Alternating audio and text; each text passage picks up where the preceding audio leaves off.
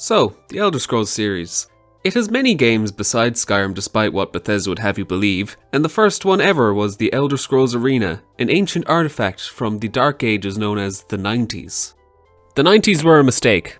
This game was just recently released on Steam for free, and no one has beaten it before it would seem. Except there's 30 episode series online that no one has the time to verify, so I shall be the first person to ever beat this game.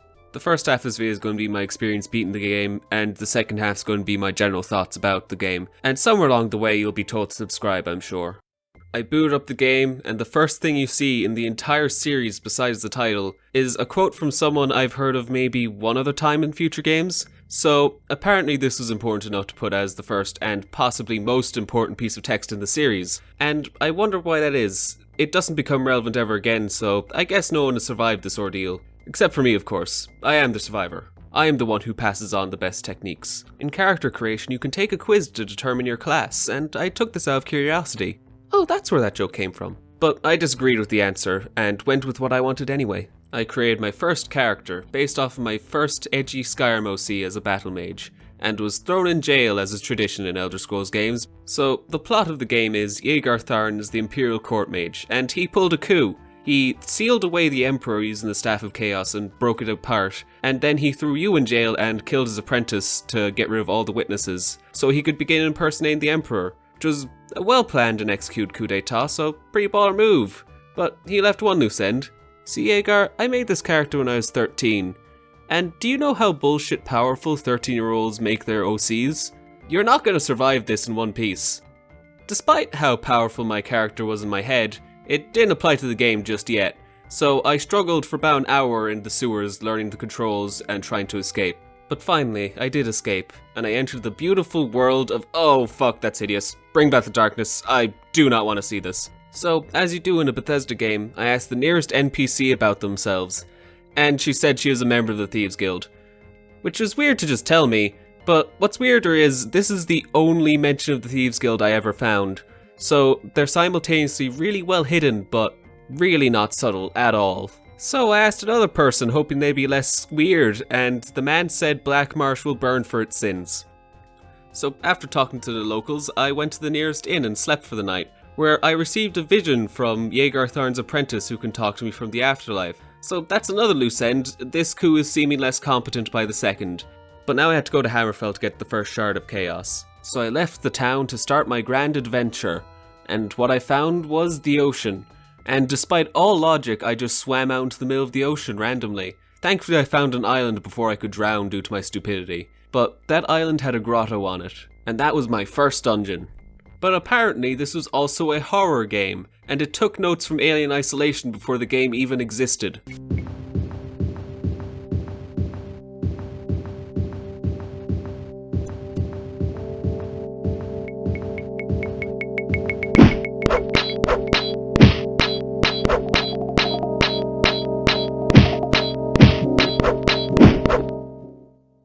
Now, you may be wondering, how is this game from 1994 scary? First of all, everything from 1994 is scary. The atmosphere is almost perfect for horror.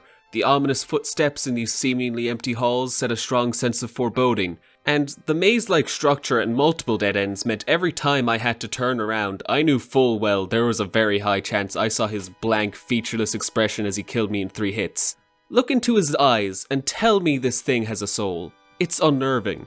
But thankfully, I discovered my first glitch. If you go up and down stairs multiple times, the loot piles have more loot in them, and this meant I had no money problems for the entire game. And I finally killed the creature and got his leather armor, which is the only armor I could wear as a battle mage. But then I died to a dominatrix and lost all that, which taught me the first valuable lesson: never be happy, save constantly. It was at this point I realized I could have fast traveled to Hammerfell at any point. I had to talk to a local monarch, and she told me I had to clear out Stone Keep before she'd tell me where the shard was.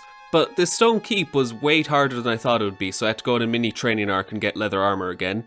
But this is also when I made my first spell called Harmies, which I would break the game with eventually. Keep an eye on this, I didn't know how useful it was yet. This is also when I learned my environment was very useful. I could levitate over water, and my enemies couldn't swim, and they were melee enemies at the time. The spiders were very annoying, they did way too much damage. I hope they don't come up later. I then went to Fang's Lair, a dwarven ruin, and discovered one of the most popular Skyrim mods was canon.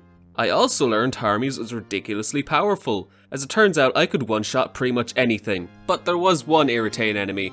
Right before the Shard of the Staff of Chaos, there was Hellhounds.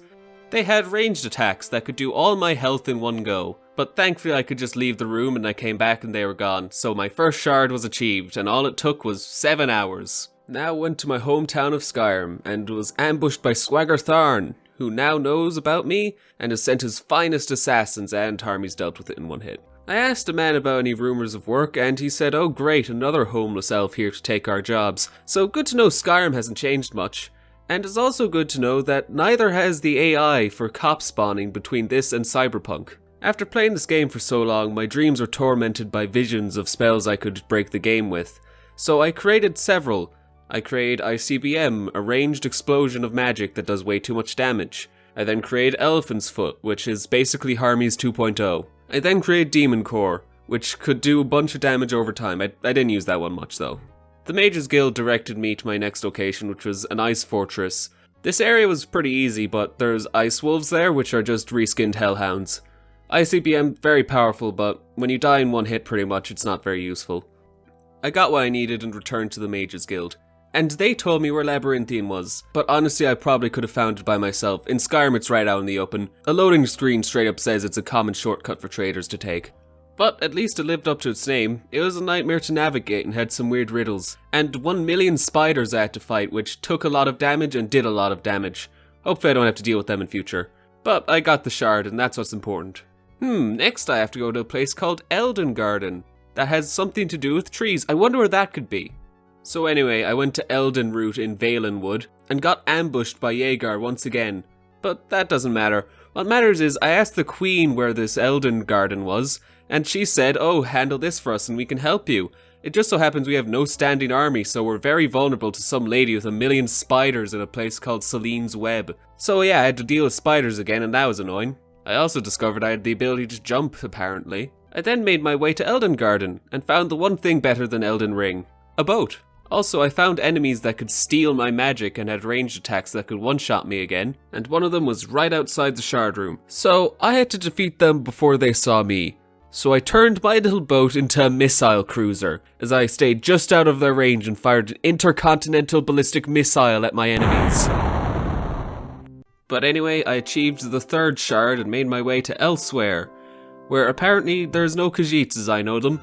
So not only are Khajiit not allowed in Skyrim cities, they're not allowed in their own cities, which is pretty fucked up. Anyway, you know the pattern at this point. I went to a random dungeon, beat up some priests this time, and then I went to the actual dungeon, which was pretty fun, and got the next shard. Next I went to the Somerset Isles, and it was a holiday, so I got spells half off. And this is when I developed the world's best skincare routine. This skincare routine opened up the pores so much that I absorbed all spells that came my way. Next I went to the Crystal Tower, which is a very fun dungeon. In fact, the entire game becomes way more enjoyable the moment the boat is introduced. So Bethesda, if you want to make The Elder Scrolls 6 way better, bring back the boat. Now I had to go to High Rock, and by this point Yeager Tharn started seeing me as a threat. After all, only one person could be this edgy. My character's original name was the Empress until 15-year-old me realized 13-year-old me was a dumbass and renamed her. Anyway, back to the game. Apparently Yeager Tharn is very incompetent, because some unrelated monk called Brother Barnabas cracked the case wide open. He knew about the Emperor being sealed away and impersonated, and the Staff of Chaos being split apart, and he sought to restore it himself as the true hero of the story. Sure, he killed a guy, so have I, but it was never meant to be. I discovered his body in Lava Land and vowed to carry on his legacy and avenge him. Anyway, I did the dungeon and got the shard. Next was Black Marsh. But weirdly enough, there was no Argonians in Black Marsh. There was only people that looked like Dark Elves. I wonder if there's any lower explanation as why Dark Elves be in Black Marsh. And also, orcs were in the city at night, but I had to kill them. They could have just lived here. In fact, I most often meet them in dungeons, which no one lives there by choice. In fact, they're probably pretty desperate. Tamriel's in a lot of conflict at the moment, so did I kill refugees? I think Tamriel might have a racism problem. But then the plot returned, with Mr. Tharn getting very mad at me for being too good, and then he says he's inexhaustible forces and sends one guy. Anyway, I went to the next dungeon, got one of the greatest riddles in human history.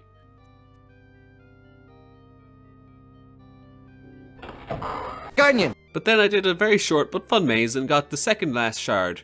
At this point I could taste the freedom. I was almost free of this plane of Oblivion, so I could go play a better game, like Oblivion. Anyway, Tharn came to me again and said I will surely perish. So anyway, I had to go get a hammer for a king. And the game told me this king was evil and cruel, and this hammer will help him forge better weapons and armor. But I gave it to him anyway, there was no other options. So I may have contributed to the refugee crisis. There's going to be a lot more conflict after this. But the next dungeon was fun. It was set in Red Mountain, and the dungeon name was Dagoth Ur, which I'm pretty sure is the name of the antagonist of Morrowind. But it ends with a lava lake surrounded by demons for you to kill.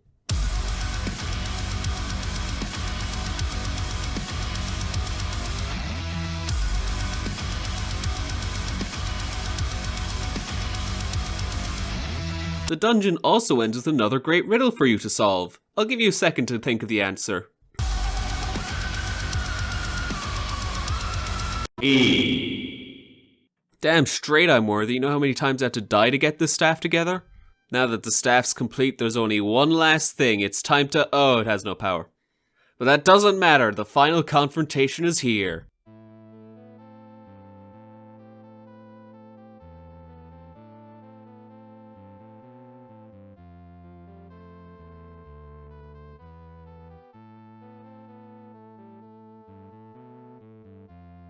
I finally infiltrated the Imperial Palace and fought 1 million liches, but my skincare routine had grown so powerful I was absorbing 100% of all spells.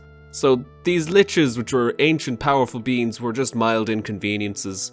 I entered the final chamber and found a lava lake. What is this doing here? Who built it? How do they have a lava lake in the basement? What kind of contractor signs off on this thing? Yeah, we could build a lava lake in your basement. Do you want the complimentary 1 million liches to go along with it? Sure! My utter confusion wasn't enough to stop me though, as I crossed the lava lake and faced my mortal enemy at long last. And I died? What do you mean he can't die just like that? I own you! I own this game! In fact, fuck this game!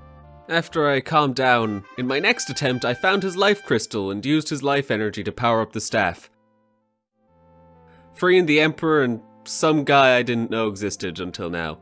Killing Aegar Tharn for... Holy shit, did he just melt? That's fucking brutal! I guess he really was Swagger Tharn, because he was cool as ice, which is why he melted in this room filled with lava. Who made this? Seriously, I need answers, Bethesda. Also, another question. Is he a puddle in the afterlife as well? Because if so, I want to see that. I want to go to whatever afterlife he's in and find a puddle with all his stuff on it in the next game. But back to the end of the game, the Emperor had declared me the eternal champion, and the other guy was really bad at his job. He was meant to be the bodyguard or something. But none of this is important. What's important is I was unrewarded. I was just given a fancy title, and I wasn't allowed back in the palace because they needed to repair after the final battle. I wonder why that is. I wonder what's eating away at your foundations. Okay, so apparently there was 2 versions of the game, that Bethesda just released the inferior floppy disk version on Steam for no reason, and has updated it since I played the game. So now this review is pretty much useless, because they now have voice acting, as quiet as it is. And they also have really kind of cool cutscenes for the time, like cutting edge shit for 1994. Anyway, here's the new and improved cutscene, I guess.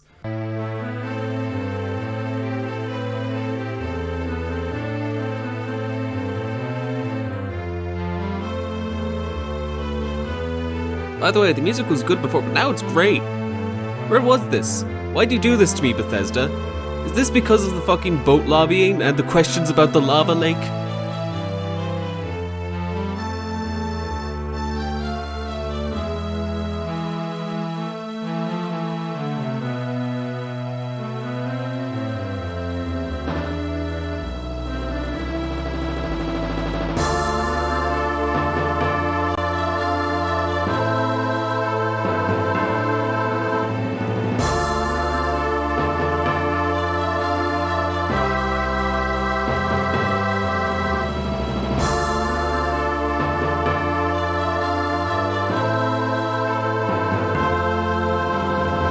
The Emperor just walks out casually.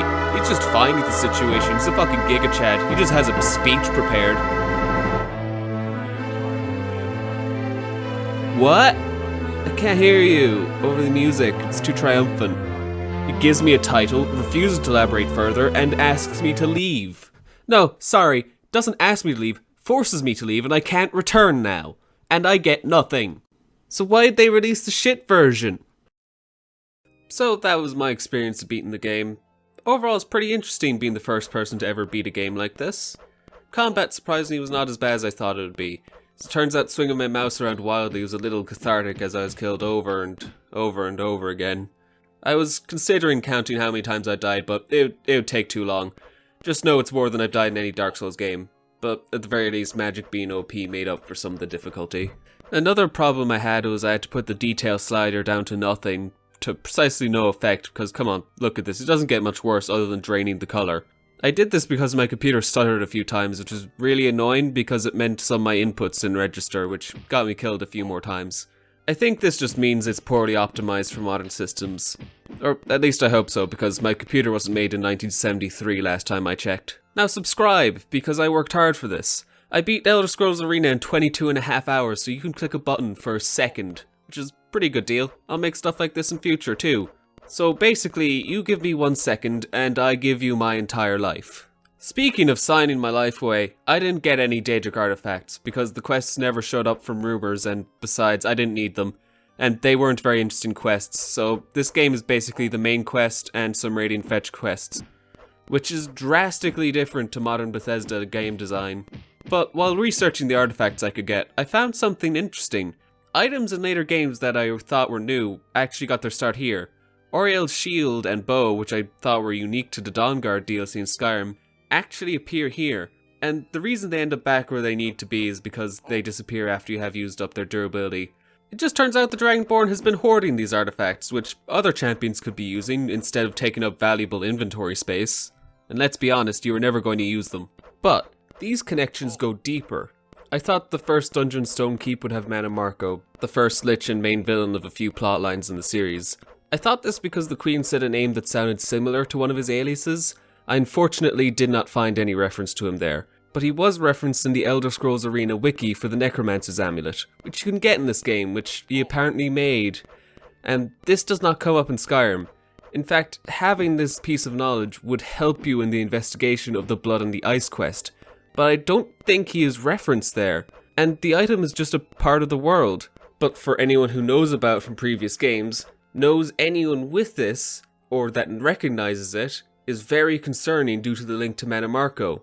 But to people who don't have the context of what it is and who made it, the item fits seamlessly into the world for people to discover for the first time, and potentially find in other games in the series. Most people do not realize the foundations this game laid. This wasn't just the first game, it established pretty much everything in the world. From artifacts that reappear in later games, as I have established, every race, and so many locations that reappear like Labyrinthian. In fact, I had difficulty finding help for the dungeons online because they reappeared in later games, like in Elder Scrolls Online, Selene's Web appears as a dungeon. And a similar thing happened with dungeons in Elsewhere. This game has given me a new appreciation of this franchise as a whole. It's like finding the seed from which a mighty tree has grown, and seeing how it branched out and how it developed the roots from which it now draws inspiration. It's quite impressive. Oddly enough, I found no mention of the Daedra and the Plains of Oblivion in the main quest, which is odd given how big a part they play in later games, but maybe they come back in Daggerfall. I also found out why Khajiit and Argonians weren't there.